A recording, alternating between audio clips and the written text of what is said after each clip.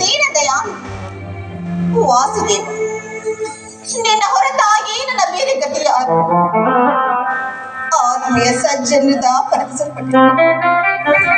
ನನ್ನ ಕೈ ಹಿಡಿದ ಪತಿಗಳು ಭೋಗದ ವಸ್ತುವಿನಂತೆ ದೂತರಿಪಡ